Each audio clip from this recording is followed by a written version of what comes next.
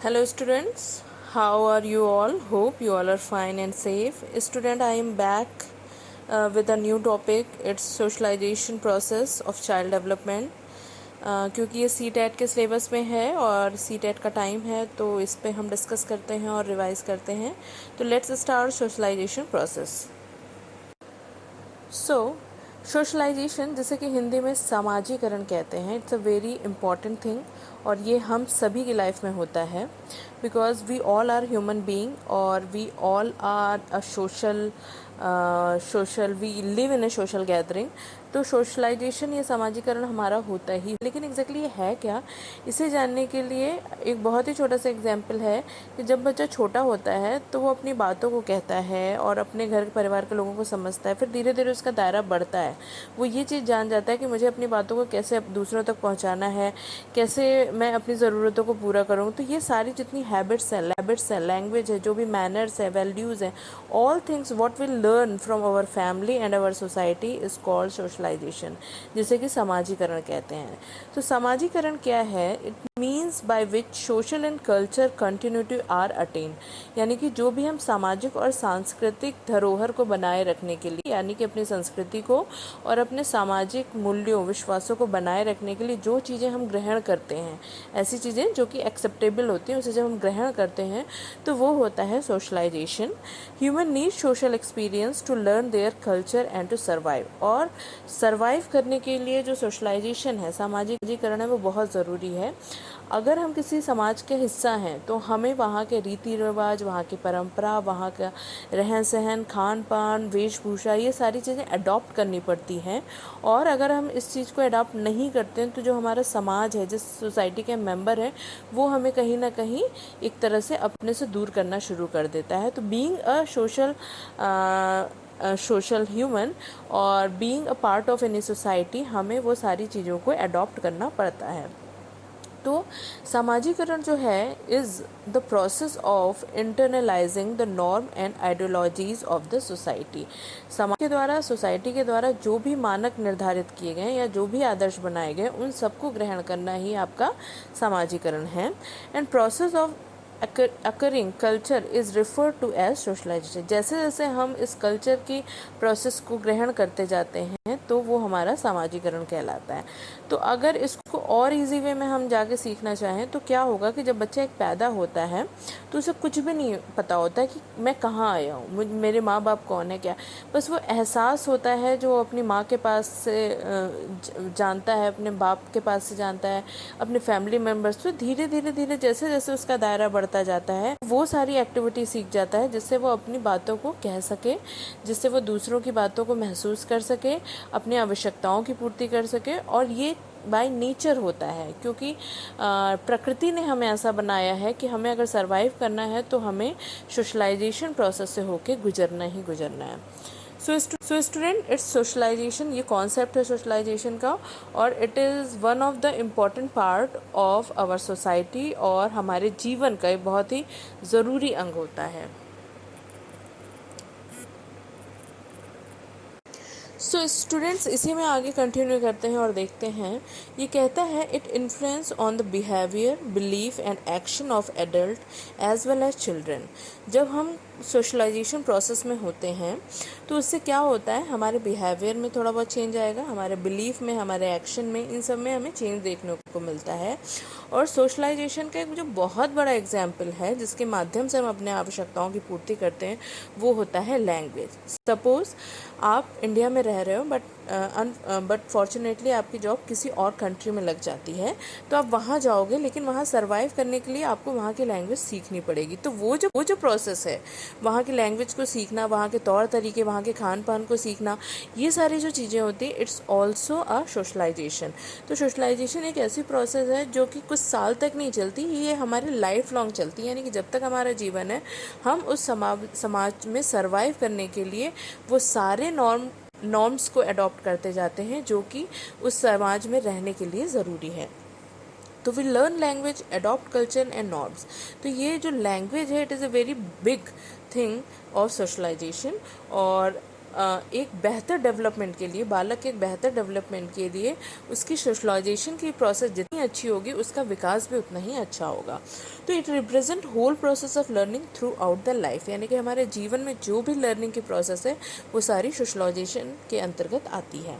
During socialisation we learn the language of the culture we are born into as well as the role we are playing in life we are our cultural norm। और culture जैसा कि अभी मैंने example दिया, if you are working in India और आपको किसी दूसरे कंट्री में जाने का मौका मिल रहा है तो भी आप वहाँ की संस्कृति को ग्रहण करोगे क्योंकि वहाँ पे आपको सरवाइव करना है।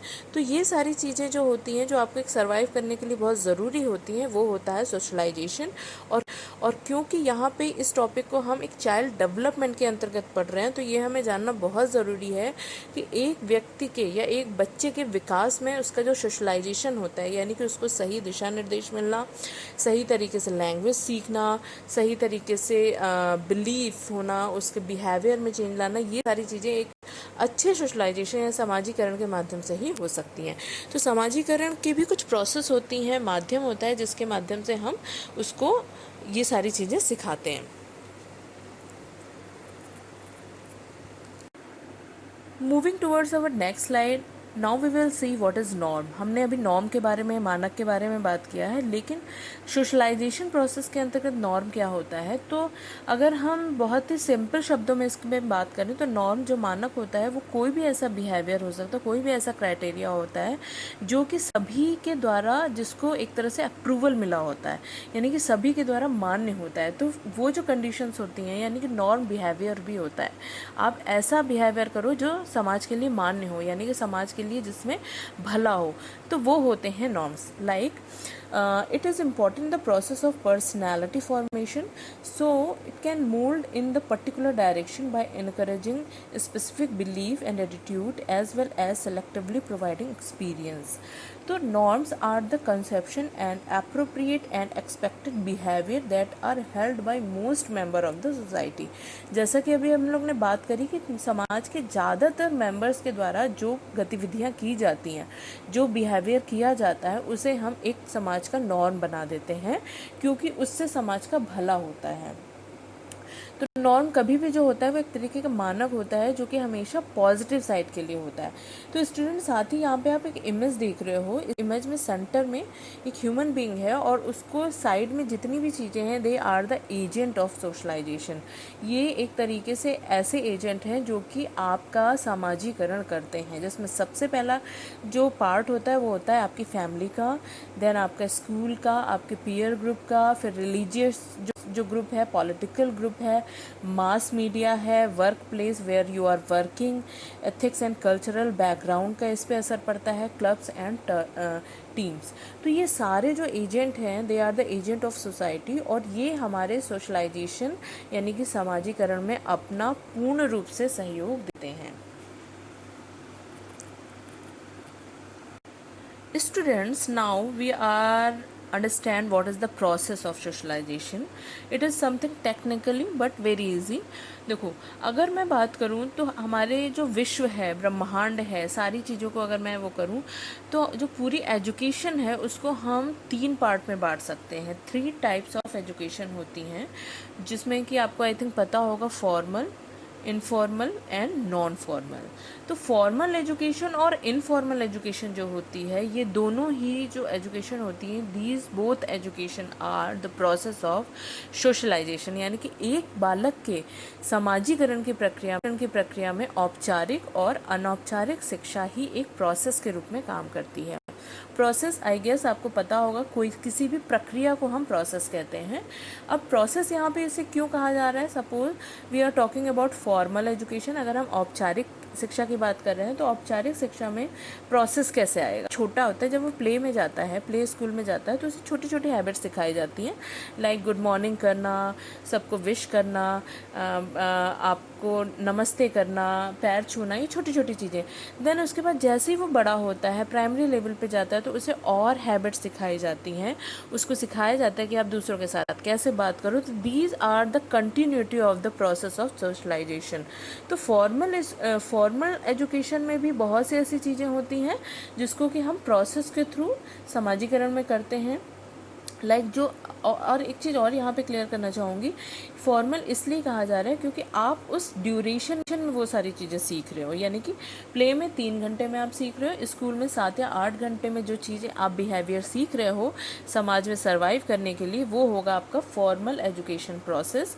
और 7-8 घंटे के बाद जो होल डे है, यानी कि हमारा 24 घंटे में से 7-8 घंटे निकालने के बाद जितना भी हमारा 16-18 घंटे बच रहे हैं, उसमें जो चीज़ें हम सीख रहे हैं वो होती है हमारी informal education, informal process of socialisation, जिसमें हम अपने परिवार के लोगों से सीख सकते हैं, हम अपने पड़ोसी से सीख सकते हैं, हम राह चलते लोगों से बहुत सी चीज़ें सीख सकते हैं। तो कुछ भी ऐसी चीज़ें जो हम समाज में रहने के लिए, सर्वाइव करने के लिए सीखते हैं और जिससे हमारा भला होता है, समाज का भला होता है इनफॉर्मल वे में, तो वो इनफॉर्मल प्रोसेस ऑफ सोशलाइजेशन कहलाता है। तो आइए अब इस पर थोड़ा सा बात कर लेते हैं। फॉर्मल एजुकेशन ये कहता है it is structured, controlled and directed primarily by adult teacher who are professionally knower. यहाँ पे फॉर्मल एजुकेशन में टीचर्स को भी कुछ कुछ गाइडेंस दी जाती है कि आपको बच्चे में ये क्वालिटीज़ डेवलप करनी है। और एक चीज़ बहुत अच्छी यहाँ पे ये होती है क्योंकि यहाँ पे बच्चों को अपना ग्रुप मिलता है, like they have their peer, तो वहाँ पे वो जल्दी सीखते हैं, बहुत मतलब नई नई चीज़ों को सीख सोशलाइजेशन के लिए, जबकि इनफॉर्मल में ये अपॉर्चुनिटी हमें नहीं मिल पाती है। तो इनफॉर्मल एजुकेशन कह रही है इट कैन अकर एनीवेयर, ये हमें कहीं पर भी मिल सकती है। वॉट अदर डू एंड से experimentation and repetitive practice of basic skill, जो भी हम समाज में देख रहे हैं, लाइक एक बच्चा अपने घर में बहुत सी चीज़ों को ऑब्जर्व करता है। जब वो घर में चीज़ों को ऑब्जर्व कर रहा है तो वहाँ पे फॉर्मल एजुकेशन बिल्कुल नहीं है, वहाँ पे इनफॉर्मल एजुकेशन है। लेकिन वो ऑब्जर्व जो कर रहा है उसको वो ग्रहण भी कर रहा है, क्योंकि उसे लग रहा है कि अगर मैं ये नहीं करूँगा तो मैं अपनी आवश्यकताओं की पूर्ति नहीं कर सकता। तो स्टूडेंट इस हिसाब से जो सामाजिकरण की आपकी क्या है वो मुख्य रूप से 2 प्रकार की है। इसमें बिल्कुल भी कंफ्यूज होने की ज़रूरत नहीं है, सिर्फ फॉर्मल और इनफॉर्मल, औपचारिक और अनौपचारिक ही तरीका है सामाजिकरण का। सो स्टूडेंट, आई गेस आपको ये टॉपिक समझ में आया होगा। It is very easy topic देखा जाए तो, बस इसमें ज़रूरत है आपको कॉन्सेप्ट क्लियर करने की। और आई होप आपका कॉन्सेप्ट क्लियर हुआ होगा रिगार्डिंग सोशलाइजेशन, सामाजिकरण और उसके प्रोसेस, यानी कि औपचारिक और अनौपचारिक, फॉर्मल और informal process of socialisation.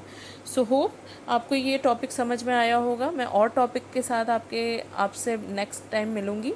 And अगर आपको ये मेरा चैनल और लेक्चर पसंद आ रहा है तो प्लीज़ इसे लाइक करिए, सब्सक्राइब करिए, शेयर करिए। And thank you so much.